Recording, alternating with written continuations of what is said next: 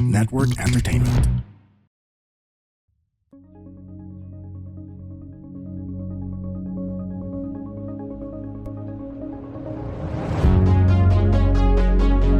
And welcome to my podcast, the RJ Ledesma Podcast. In my podcast, I like to interview visionaries, business owners, and entrepreneurs to learn more about how they think about doing business, what are their success secrets, and how can we replicate them in our own businesses. Today on the podcast, I'm very proud to have over here one of the stalwarts of branding. Now, I grew up in branding as well. My first job was working for Procter & Gamble as a brand manager. So branding is really part of my sort of DNA and was my entrepreneurial foundation moving forward. My guest over here worked for the other company when you start branding. But I was actually part of Unilever Business Week many years ago. So very happy to have had the best of both worlds when it came to branding. We have over here Mr. Bingo Soriano. Bingo, welcome. Thank you for having me, RJ. Really pleasure to have you. He is the founder. If you find the Branding Nerd online, I'll show you a bit more. He'll talk about more about the Branding Nerd here online. But at the same time, he's the founder and chair of the upcoming BrandCon. Tell us about the BrandCon. By the time this podcast is out, it's going to be a week before the BrandCon. Yes, it was next week already. That's right. BrandCon's next week. So it's happening on November 11, 12, and 13. It's going to be in Newport World Resorts. There's a lot in store actually in BrandCon. No? So there's a lot of talks from... our keynote speaker is Laura Reese, coming from Atlanta. Okay. Who's Laura Reese for people who might not know Laura Reese actually is the chairperson of a company called Reese, which is a global branding consulting firm. Her father was Al Reese. Al Reese was the co-author of the book Positioning the Battle for Your Mind. So he co-wrote it with Jack Trout. So that duo actually literally invented the term brand positioning back in the 80s. So he passed away about 5 years ago. So she took over as chairperson. She's also an author. In fact, she just launched a book. In fact, she will be launching it for the first time internationally during BrandCon. Wow. Congratulations. So we're very excited to have her. I was with her last Friday over Zoom, and she talked a lot about the book as well. And she's very excited to be here. It's going to be her first time, actually. So she's be our keynote. And then we have a host of about 21 brand founders, including yourself. Oh, thank you for having me. I'm very honored, yes. very honored. So we chose actually people who actually founded brands in the Philippines, Filipino brand founders, because they're the ones like you have gone through the process of, from zero, from scratch, really developing a brand, going through the whole process. So, and the reason why we did that is because we are targeting primarily SMEs, Filipino SMEs. Why SMEs? When I did when I surveyed the market and all the conventions happening every year, most of the conventions are really targeted to corporates. So there was really a gap for SMEs. So we want to develop something that was catering specifically to SMEs. Of course, if large corporations want to join, in fact, they will. They're most welcome to come. But we've really kept in mind that the design of the whole BrandCon is really for SMEs. There will be the plenary. We will have workshops. In fact, we will have workbooks. So we have about 30 plus mentors coming from corporates, agencies, Nestle, etc. Who will be mentoring in the second and third day in the mornings, all our SME delegates. We will have a brand museum, a pop-up brand museum. Our dream is to have a fixed museum, just like the one in the UK. We don't have one here, but eventually you want to have one. We will have a village of SMEs, which will be co-organized with Union Bank. We will also have a Canva creative hub, which will be very interactive. So it's open to, in fact, it will be open to the public also, not only the delegates. So there's a lot going on during the BrandCon. And we're very excited to really welcome all our SME delegates. Great. Let's give it a first this year. Tell us a bit more about who some of the founder SMEs will be there to excite some people who might want to attend. Of course. Well, we have Grace DeMacali, who's the founder of Mary Grace, well-known Mary Grace. We have Ryan Cruz, who's the founder of Yusho Ken. In fact, he just got a Michelin selection award. We also have the founder of Kodawari, which is Tony Abisamis. She also got Michelin selection. That's right. We have people like Melvin Mangada, who's the co-founder of Tibois, an agency, one of the leading agencies in the Philippines. He's also the president of 4A's. Yeah, and this is a very interesting story. He was my creative director when I was in Procter and Gamble. Oh, I was really? handling a brand called Ivory Soap and Shampoo, and he was the creative Ivory director. Soap? Yeah, he No was the creative kidding. director. That's right. That's Ivory right. Soap. Yeah. You know that my wife was the Ivory Soap model. Oh wow. And Melvin was, you may know my wife. Who's your wife? Carol Dagelet. Oh, okay. You know Carol? When Back in the 80s. when I had to study the profile of all the models, so when we took over the brand, we look at the brand portfolio history. So yeah, you got to study that. I'm over sure there. you must have met my wife, but she was one of the Interesting small story. world. Yeah, That's small world. Melvin Mangado, we have Norma Agatep, chairperson of Group Agatep. We have a lot. We also have people who you would not expect in a branding conference, like Charlie Villaseñor. It's actually the founder of Pasia. Pasia is specifically focused on supply chain management. Interesting. So when we talk about holistic brand building, it's not just advertising, not just design, but we're talking about processes, human development, training, talk about supply chain management, etc. In other words, it's all the 6 P's that you need to be able to build the brand properly for the long haul now. So that's why we invited those kinds of people as well. We have people like Raymond Aaron, who's running now sa Banana Chips. That's right. So you're going to talk about... And that was a former Unilever guy. Correct. Right? Yeah. Mars. Yeah, he was my contemporary. He was older than me, but I was there when he was there. But Raymond will talk about production, for example. So we're not limited to just, in fact, we have the fourth generation owner of Lawrence, who's now the CEO. His name is Andy. He's also from Unilever, Andy Gregorio. He'll talk about pricing, for example. No? So we have a lot of variety. So not of, just 1P. Not just 1P. Not just 1P over here. Yes. In fact, we will start with positioning, which is very important, and that's the expertise of Laura. In fact, when you look at their website, their tagline is positioning pioneers, because the dad literally wrote the book on brand positioning. So that'd be very interesting. In fact, when we were looking at the registrations for BrandCon, because we do a survey, and we ask them what topics they're interested in, the highest topic is actually brand positioning. So, which I found interesting, because I guess with SMEs, it's something that you really want to learn how to do. How do you do that? What do you do with brand positioning, etc. So, excellent, because in the course of this conversation, I want to maybe give us a little tip for smaller businesses on how to stand out using brand positioning. Exactly, which is the point of brand positioning. Exactly, and that's why there's a strong demand, obviously, because it's a pain point. It's a pain point among It's brands, a pain point. and we're going to go a bit into that as well. So for the MSMEs who want to participate and business owners, how can they go about joining the BrandCon? Simply go to the website. It's brand-con.com. So everything's there. All the information is there. You can buy tickets there. So that's the fastest way to do it. Just go to the website. I'm very excited to be there to participate as a host and as a speaker, Yes. as moderator. And hopefully that's also the launch of the Branding Nerd Podcast when you go over there. Okay. Correct. And speaking about the Branding Nerd Podcast, so tell us, you are the founder of BrandCon PH, but that also gave birth from your love of Branding Nerd, branding. correct, yes. And you actually have your own page or website called The Branding Nerd. Tell us a bit Branding more Nerd. about The Branding Nerd. So by its name, it's all about branding, and it's about nerding about branding. So it's all about I do a lot of research about brands. So and the reason why I did that is because of my observation that, again, in the Philippines, there tends to be a misconception of what branding is all about, or at least there's a limited understanding.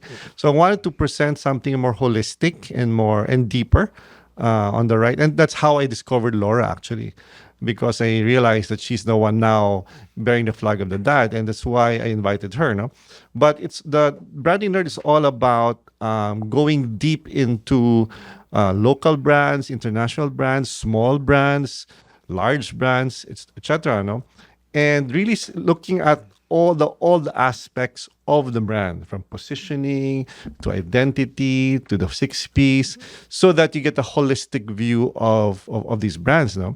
And from my own research, you can really learn even from small brands. In fact, some of the speakers we have, I discovered because of the Branding Nerd. Like, for example, Happy Helpers, for example, which is a social enterprise. But when I studied them, they really do their branding very well. But I also discovered that the both founders, they're both women, both founders are married to Unilever guys. There's I always a guess secret weapon yeah, behind the hiding secret- behind hiding behind That's the- true, yeah. But they did a very good job, no? And so things like that. So that's the reason why. And it's all about education. So aside from the blog and aside from BrandCon, I engage a lot with Filipino companies, mostly mid-sized Filipino companies. Some of them I've never heard before. And what I'm discovering is that there's really a big need for our companies in the Philippines to really understand the fundamentals, no? The foundational understanding of what really branding is all about. And not only that, a holistic understanding of branding, that everything must be consistent, must be cohesive, but must be coming from a clear positioning. No? And that's why I really wanted Laura to be here, because that provides the foundational understanding of what branding is all about. No? Great. So yeah, that's Very interesting. So let's get into it a bit more in your discussion. Like you said, you found the pain points among MSMEs with regard to branding. Help us understand now. I'm an MSME. What do you usually encounter are the biggest pain points they experience when it comes to branding? What are their misconceptions? What are the things that they need to get better? Because to my mind, I've been through brand. But I've been an entrepreneur long enough. So sometimes branding gets mixed up with marketing. People think that's the same thing. Yeah. But to your mind, no, it's not exactly the same. It's not the same thing. In fact, I do a 2-day training and workshop course. It's called the Brand Building Framework, and in fact, I specifically explain the difference between branding and marketing. In the framework, which is in the workbook that we'll be giving out, there are 3 phases. So brand strategy, brand identity, and brand marketing. So brand marketing is really just the 3rd phase of the whole brand. No? And brand marketing is really the marketing mix. So it's an execution of the first 2 phases. So that's the big misconception of a lot of business owners and brand owners, that a lot of people just go straight to execution. They go straight to marketing. They go straight to marketing. They go to the product and they go to TikTok, and that's it. Not, in fact, in the blog, if you go to my website, I put a quote there in the bottom from Sun Tzu. And he said something like, tactics, or your 6 Ps, without strategy is the noise before defeat. Meaning you can be noisy, you can be very active, you do a lot of things. But if you didn't start from strategy, you did not really position the brand well, then you just make a lot of noise. And then eventually you'll just die as a brand. No? And there's a lot of examples like that. No? So that's the pain point, I think. And one common thing I've noticed among Philippine companies is that they don't understand their customer. They haven't really clearly defined who their customer and their segment is. So that's why whenever I do my 2-day workshop, the first morning is all about the customer. It's really defining the customer, understanding who they are, psychographics, demographics, etc. No? So it's all about that. And the common thing is that a lot of companies actually don't spend a lot of time in that, which is surprising. No? Surprising and also maybe not surprising. And one other common thing I've noticed is that companies don't do market research in the Philippines. No? I have one client who's been in the business for 37 years, never done research. So it's very entrepreneurial, but the discipline of really following the brand building framework is not there. No? So that's, for me, that's the reason why I'm doing this. I really want to help, especially Philippine companies, and because multinationals have it already, as you know, but our companies don't have the basics, the fundamentals. So that's the whole approach of BrandCon. That's why we wanted to do it for SMEs. Got that. Specifically. So let's make this like a crash course for people listening. A lot of business owners and entrepreneurs watching this. We need to clarify what a brand is, I guess. That's the first thing. Does that people know the difference between, Correct, okay, this is your brand, and this is you marketing the brand. Yes. Help us understand what exactly do you mean by a brand? Okay. The definition I use actually comes from Al Rees, the father of Laura. His definition is this: it is a singular idea or concept that you own in the mind of your prospect.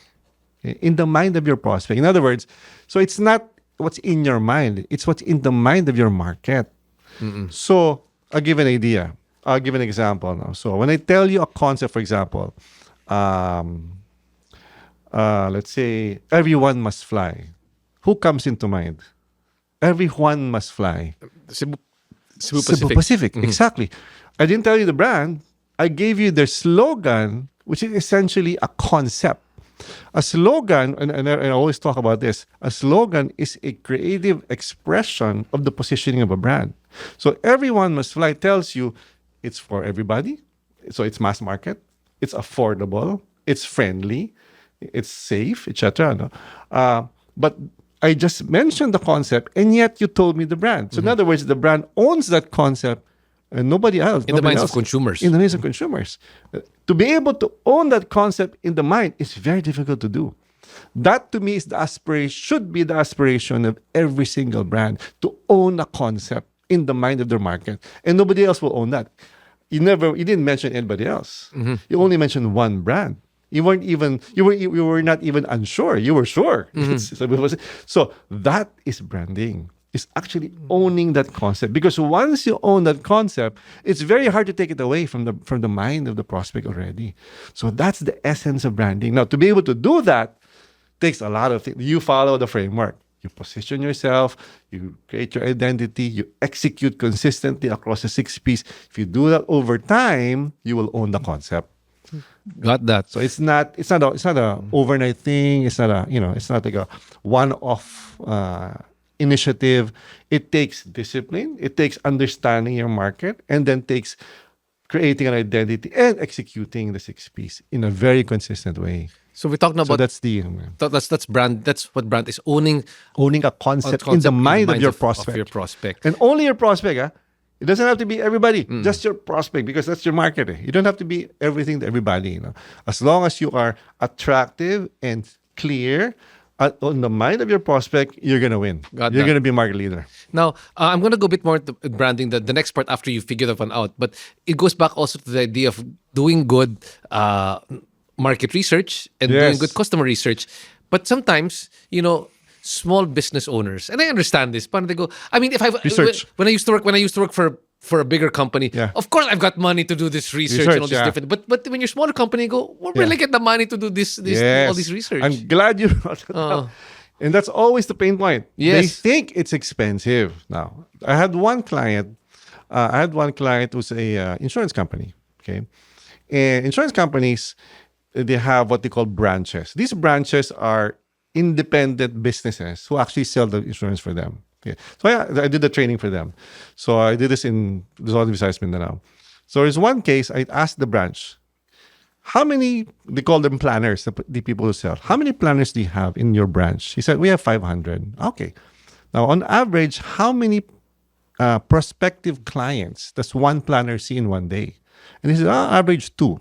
Okay. So your branch alone, and there are many branches, your branch alone sees 1,000 customers in a single day. So in 5 days, 1 week, one working week, that's 5,000. You can literally just ask one question to your prospective client. Any question, whatever you want to ask. How's our pricing, how's our product, etc. You get an answer. That's market research. How much did you spend? 0. So in other words, you're always in front of a customer. Businesses are always in front of customers.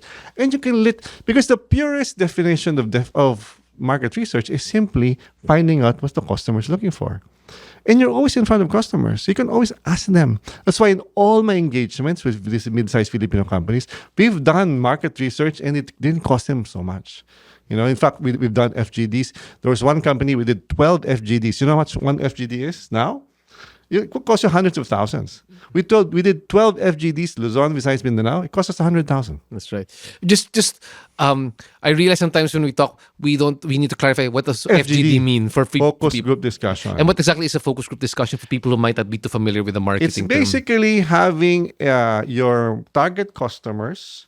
You invite people from your target segment, and you have a group discussion.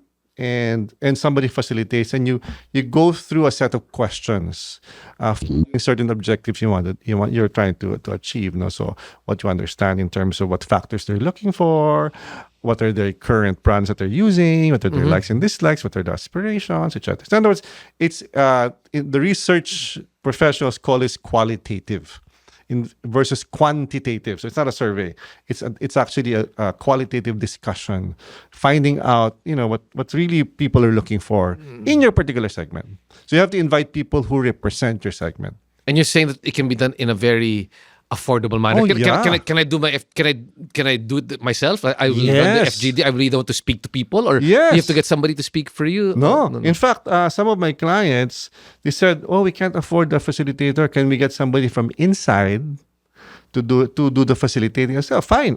I developed the discussion guide myself, and I just give them a briefing, and they'll do it." And I've noticed even employees of companies, they can do a good job because it's all about just asking. It's just having a conversation. Basically, it's just having a conversation, and we want it that way because you want the people participating in the group discussion to feel at ease, to feel comfortable, don't get intimidated. No, so of course the research agencies would do it in a one-way mirror, Like in a room like what we're doing like right now, this, yeah. something like this. Yeah. But you can literally do it. One of in my training, one of the examples I always give is Starbucks. Now, their CEO, his former CEO, he's called. His name is Howard Schultz. Yeah. Howard Schultz. He is legendary for spending a lot of his executive time inside the store. And what does he do? He has one-on-ones with customers. He calls it the seeing exercise.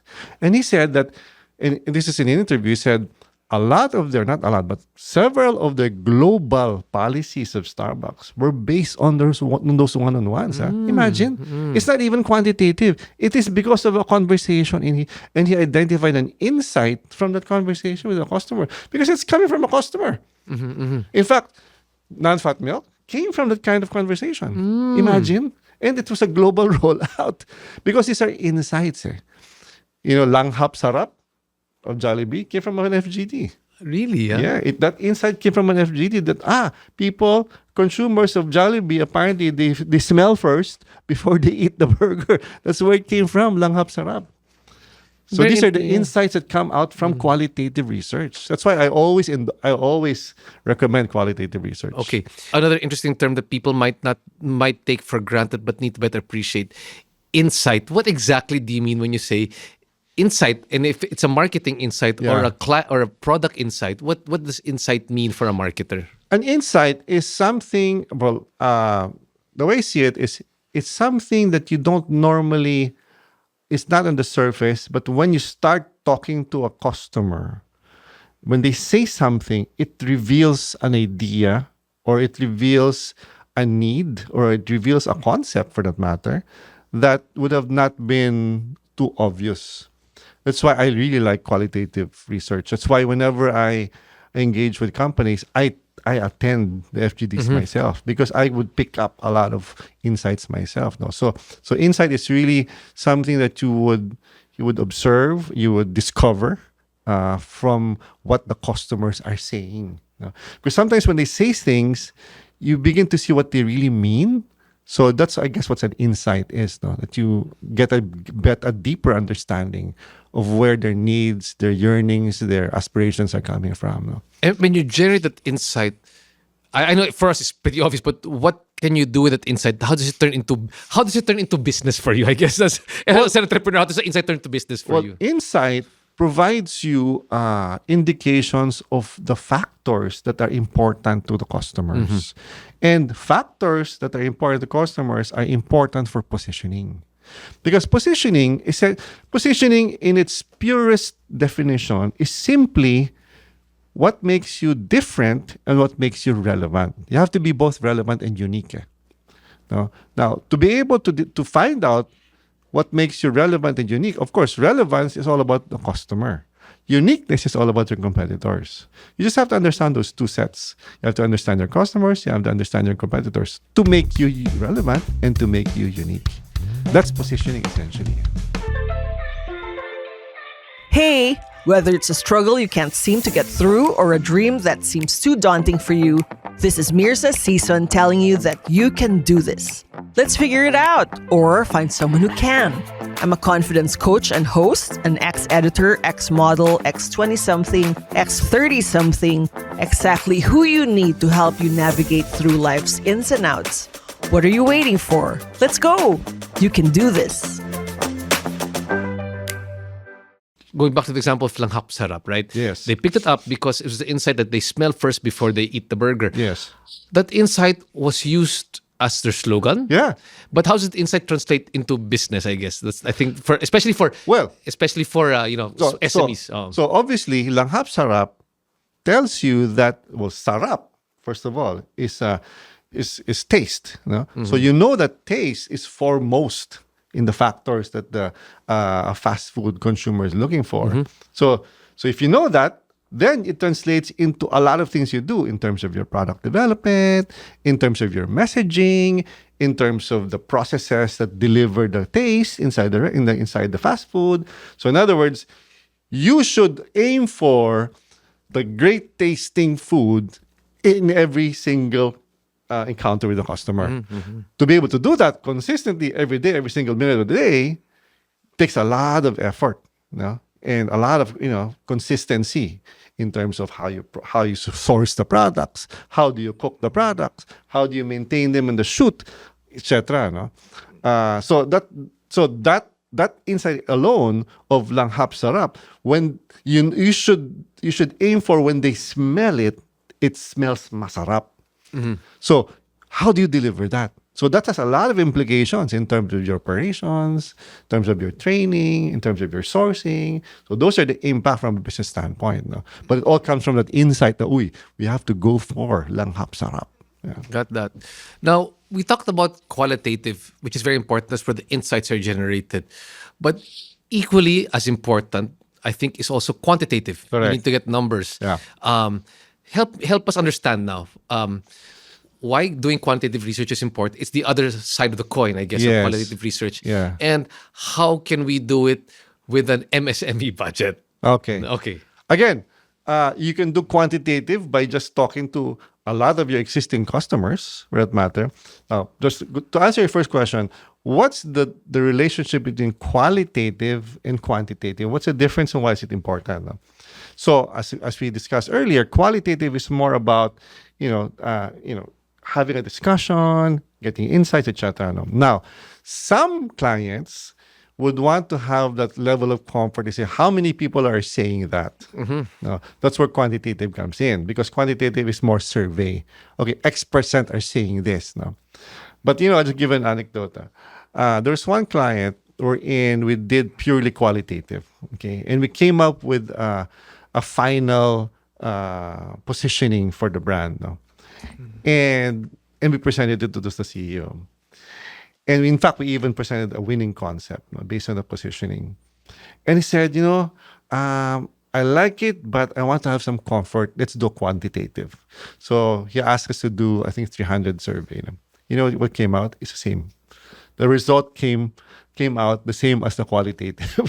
That's why I'm very confident about qualitative. But there are some companies, I guess the larger ones, would want that level of comfort, so they do quantitative. Just to validate. I get. It's a validation of the qualitative results that you're getting. So more of like, at the size of an MSME, it's better to do qualitative than over quantitative. Yeah. For me, yeah.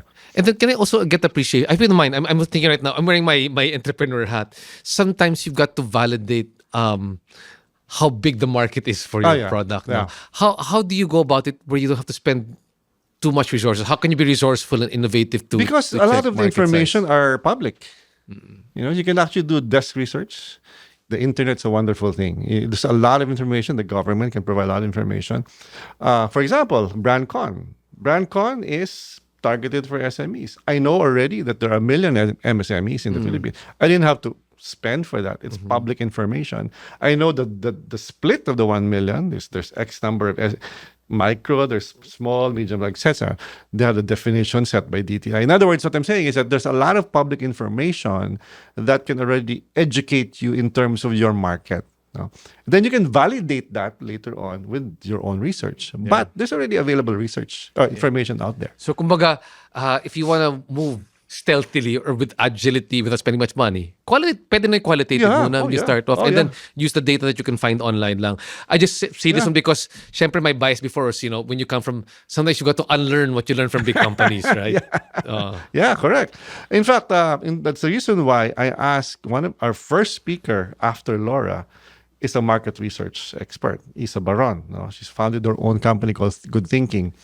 And that's what exactly I told her. How do you translate your research principles from the point of view of an SME? Yes, that's lovely. I'm going to be there attending and listening to that session. Right? She's the first. Yeah. Now, I wanted to ask, because there's some people also, entrepreneurs, many of the entrepreneurs don't really subscribe to, I guess, doing market research, or because they go purely on gut. I mean, I've heard the story anecdotally of Mr. Gokongwei when they put when they did C2, right? When they did C2, they said just bought the machine. Yeah, it won't work in the Philippines. People were saying, "But I bought the machine already." So they're coming. So they were forced to good. But apparently his insight won up because he said, people will drink tea. So how do you help me appreciate that? He is not the usual SME. He is a cut above the rest. Yes, I agree with that. Because again, going back to definition, it is the concept inside the mind of your customer. It is the customer who will tell you the brand. So how can you find out what's in the mind of the customer without doing any market research? That's the only way. No? So if you really, that's why I was just saying there's a misunderstanding about branding. The owner thinks what the brand is. But for me, that saying perception is reality is so true with branding. Whatever is perceived by the customer, that's the branding. That's what you own. Got that. Now, we started with understanding what the brand is and what goes into it. But you also talk about briefly about importance of brand positioning and also brand strategy. Can you help us go into that one now? So we talk about brand. Let's talk about what is brand positioning now. So brand positioning is really understanding two things, as I mentioned earlier, understanding what your customers are looking for, the most important factors, whatever segment you're in, and who are the current competitors, who are the brands out there. When you put them together, you can literally draw a map. These are what's important for customers: pricing, service, quality of product, etc. Who are the brands now? Brand A is here. Brand is there's an empty spot here. So it's a relevant space, but there's no brand there. So try to imagine Cebu Pacific decades ago when they relaunched. No? So this, for airline travelers, affordability is important, safety is important, friendliness is important. Where is PAL? PAL is here. Where is the international? They're here. Affordability, it's an empty space. Laura calls that the open hole. So you find your open hole. So you say, there's nobody in affordability. There's no brand associated with affordability. Let's position ourselves there. That is positioning. Understanding your customers and understanding your competitors. Then you will find a space. And from doing all this training for so many years already, you'll realize that even if a market is so competitive and crowded and even dominated by a brand, you can still find an open hole. There's always an open hole somewhere. There's always an open hole. I mean, one of the examples I give, fried chicken. So there's KFC, there's Charlie B. How did Bonchon get market share? They probably realized, people are looking for international flavor or maybe Asian exotic flavor. That's where Korean came in. So it's still taste, it's still flavor, but it's an open hole. So in other words, as long as you understand your customers, as long as you understand your competitors, where they're positioned, you will find an open hole. Okay. And then now what's brand strategy? Well, positioning is strategy. That's part of it now. But the positioning statement, the complete positioning statement really states your leadership claim, what makes you different, or what's called a reason RTB, reason to believe, and then what's the benefit to the customer. So you put it all together, that's your positioning statement. That is really your strategy. Let's go through it again. That's the thing. So your leadership claim, so you are the best in, or you're the leading this or whatever. So you're claiming something that nobody else is claiming. What makes you unique? What makes the people believe that you're unique? That's your supporting evidence, and because of all of that, there's a benefit. So when you put it all together in in a statement, it's a long statement, but it has all those elements. Now, of course, you do not advertise your positioning statement. What do you advertise? Your slogan. That's why the slogan represents your positioning statement. That's why I'm just imagining in somewhere in the manuals of Cebu Pacific, they probably say something like, "We are the leading low-cost airline because of this, and that, and etc., etc. Everyone must fly." So what you say is everyone must fly. Laura calls it the battle cry. So your battle cry is everyone must fly. So everything we do when you move up now to the 6 Ps, everything you do there is consistent with everyone must fly. Whether it's your pricing, whether it's your product, whether it's your people, whether it's your processes, etc. So it's all about that. So strategy is all about the first phase. That's basically the positioning statement. Speaking of that one, I wanted to ask a bit more about, let's say, when you need to find out what's unique about you, and that's a bit of a challenge because, like, for me, that's innovation. Yeah. Well, in a way, I'll explain where I'm coming from. Yeah. When you're a small entrepreneur, right, and you're starting off, I have what they call, when you talk to small vendors, because you can't just come up with another product that is out there. You have to have sort of like what is your secret sauce that makes you unique and relevant versus your competition, and where you can have a sort of a competitive advantage for the time being. And that becomes your secret sauce for the product. Yeah. Speaking from an MSME standpoint, how do you understand what exactly to you would be uniqueness, and how does an MSME develop uniqueness? I'll give you an example. BrandCon. I'm an MSME. I have less than 10 employees in my company. So how is BrandCon unique? It's the segment we went for. There's nobody doing MSMEs in terms of analog conventions. So therefore, everything we designed was based on the market that we chose.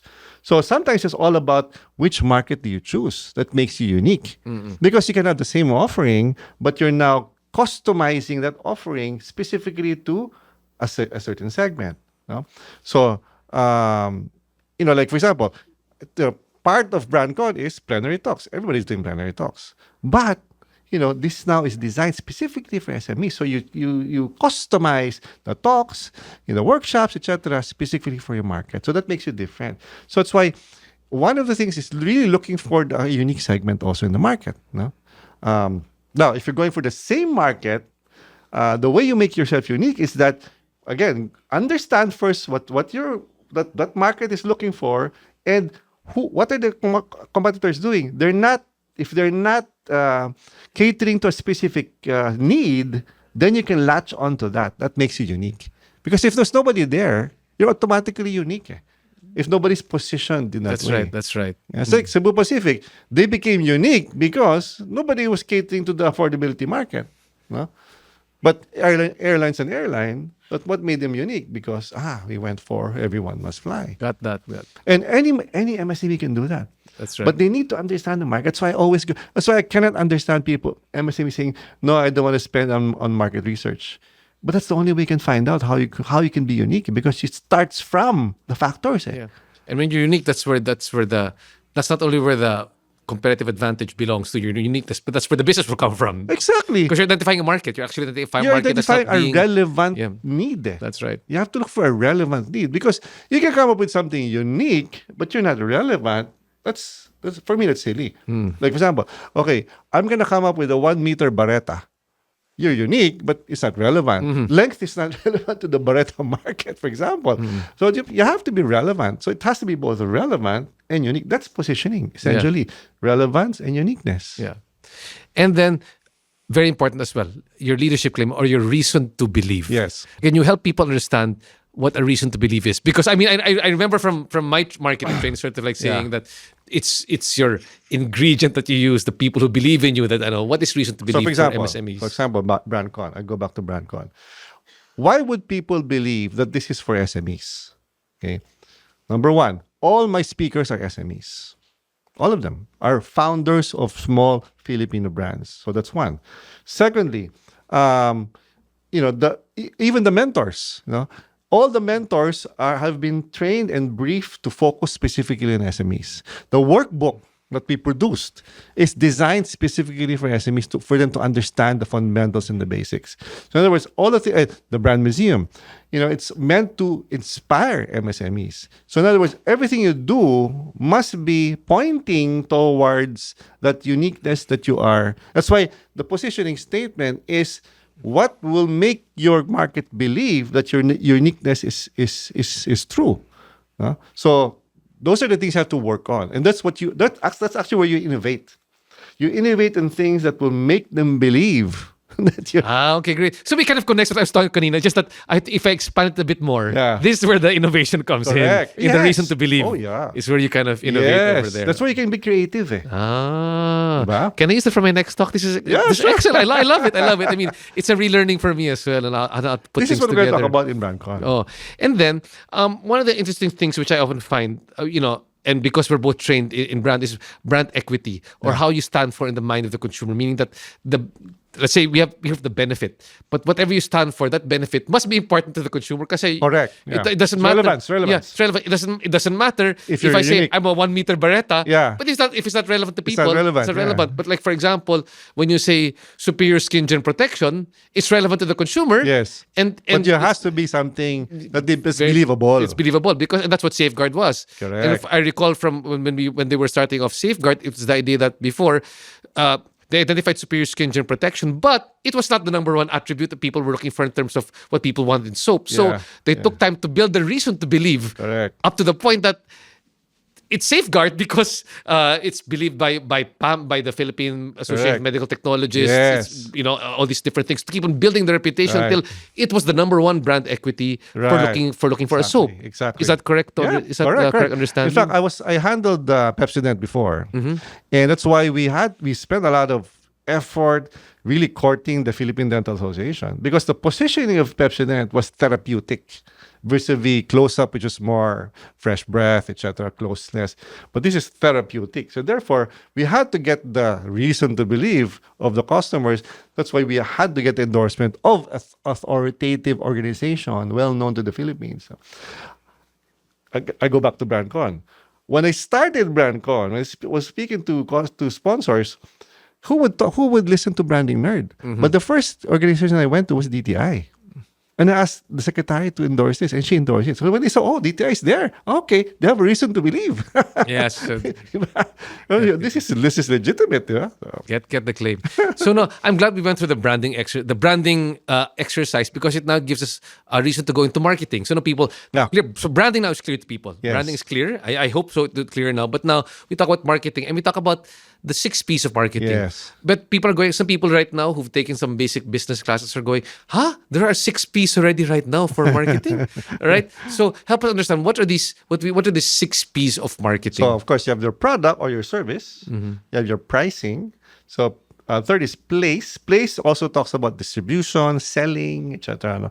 You have promo. Promo is everything marketing communications or promotional. Then you also digital, everything, social media is all there. Then you have people, and then finally process. Actually, process, I refer to that in my training as the secret weapon of brands, because you don't see what's going behind the scenes. But sometimes it's process that gives you the competitive advantage. It's like speed to market. Speed to market, or the quality of training, or the recruitment. You don't see these things. In fact, one of the examples I give about Starbucks in my training is what they call I was really surprised. I found their ops manual online. It's available. So wow, I thought that's a secret. Anyway, but the one page that I show in my training is called name cup marking. So cup marking and name calling system. So when they write your name and call your name, we think it's so mundane. Random or But it's in the manual. They actually institutionalize personalization. Why did they do that? Because they're running more than 30,000 locations around the world. So you can be assured that any time of the day you go to a Starbucks, you will have exactly the same kind of experience, because it's all about consistency. Because branding have to be consistent. You cannot have a different experience in one branch and another experience. In fact, one of the clients I have is a finance company. And they said they don't have a manual. They don't have a manual. And true enough, one brand saying, no, it's 2 hours. No, that's no, it's 24 hours. Processing. Oh, no. So, why? So therefore, if a customer goes to both branches, he has a different experience. So in his mind, the brand is inconsistent. And eventually, that's how brands die, when you're inconsistent. Got it. So I tell my students, one of the biggest killers of branding is if you are consistently inconsistent. And that's why the secret weapon is P. Process. Because Because manuals, that's part of process, training. But if you don't have that, wow, how can you run? Yeah. I have a hotel client now, 25 years in the business. They don't have a manual. I said, wow. We're fixing that now. And I'm guessing it comes from also. I Very can see why, entrepreneurial. because Very entrepreneurial. If you're Very entrepreneurial, entrepreneurial. you it's like it's ready, fire, aim, right? So you just Exactly. operate, and then And you're earning money, and you're earning money, but- and the organizational plumbing kind of gets left behind. Correct. And The I wanted discipline's not there. And I wanted to just share with you that interestingly enough, I had another guest on the show, and I went to seminars of there recently, the Entrepreneur Operating System. I don't know if you heard of EOS. No. And EOS has got 6 foundational principles to run a good business, and one of them is process. And excellent. The kind of guys I wanna, if you put together your branding with EOS, I can see how companies can really grow a lot. Yeah. But having said that, I want to go back again to the 6 P's. You said if once you establish the branding very well, then you can go. Then you execute. That's when you can execute 6 P's. Yeah. Because the 6 P's are really the touch points of the market. They don't touch your positioning.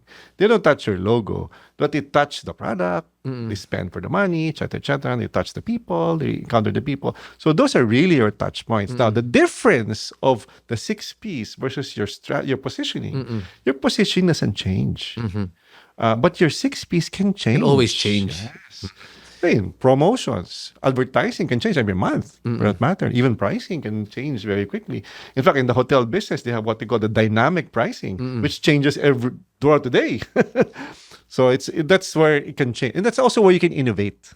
You don't innovate in positioning. You study clearly, robust research and understanding. Then that's set. I'll give an example. Netflix, what is the positioning of Netflix?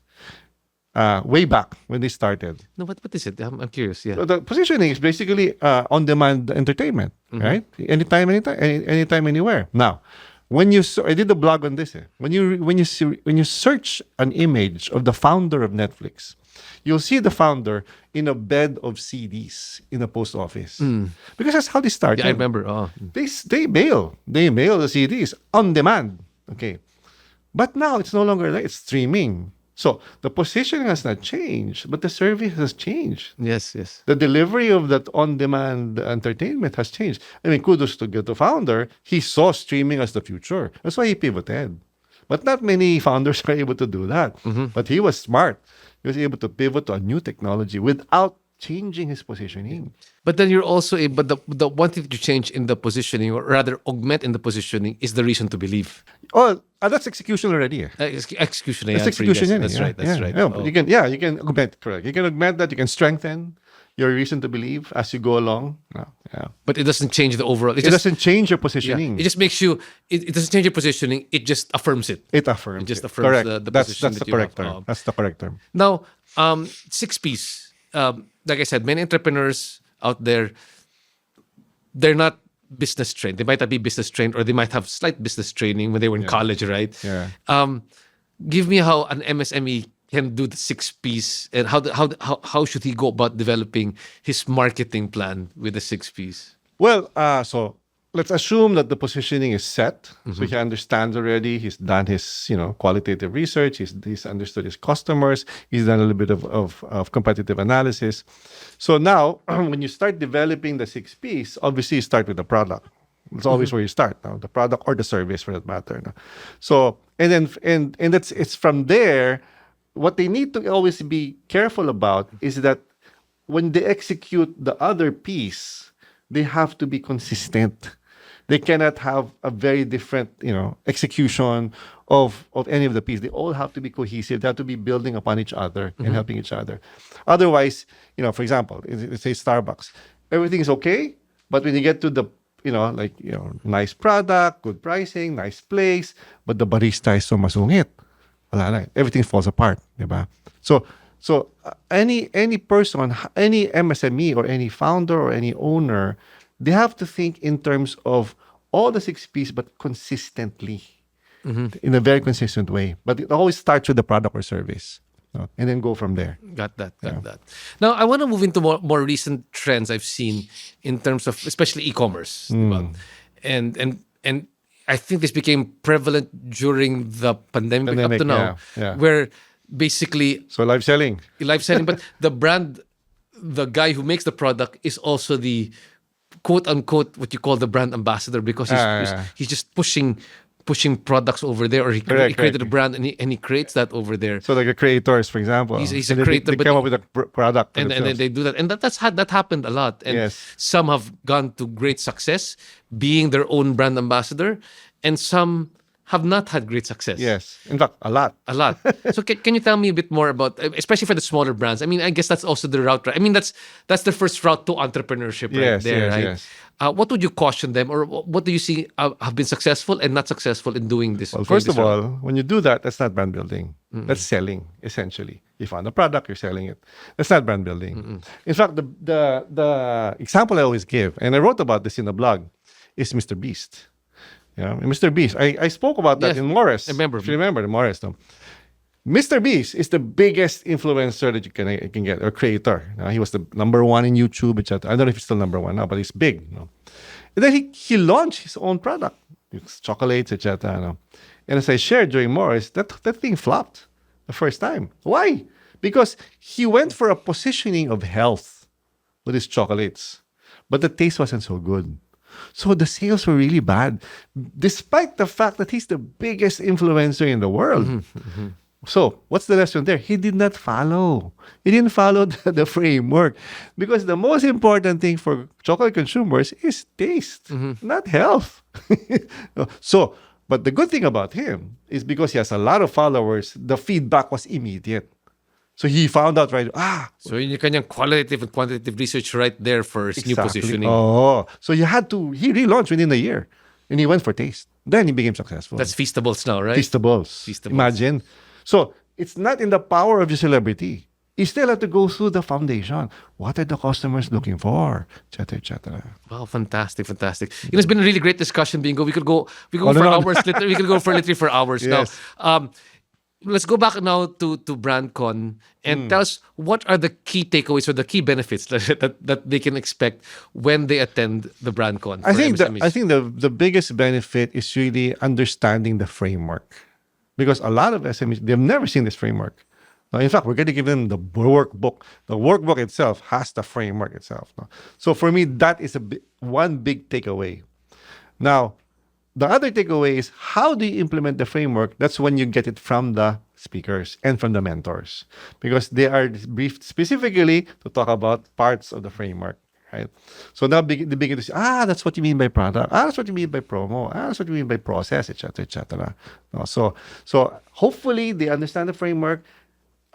And then the big thing in the framework is positioning. That's where Laura comes in. So those are, for me, the 3 biggest, what they can look forward to in terms of the main takeaways: the framework, understanding positioning, and of course, the execution, as we see from the actual live examples from the Filipinos themselves. And finally, for after you've consulted and mentored hundreds and maybe even thousands of MSMEs, especially when it comes to branding and marketing, what are maybe 2 or 3 pieces of advice that you want to advise all these MSMEs who are listening to the program right now? Number 1 is really understand your customers. And that sounds simple, but a lot of people don't do it. Number 2 is you can only do that through market research. And number 3, market research is not expensive. There are creative ways of doing market research without spending. And with that, let's plug in one more time how to attend the BrandCon. Please go to, you can search it, just 2 words, BrandCon. They'll end up in the website. And from there, all the information is there about, the tickets, the speakers are all there, the mentors are all there, et cetera, all the features like the museum. And then you can buy tickets there as well. And with that, thanks so much, Bingo, for being here at the show. I'm looking forward to having you doing the Branding Nerd podcast very soon. Yes. Again, thanks for joining us here on the RJ Ledesma Podcast. Thank you.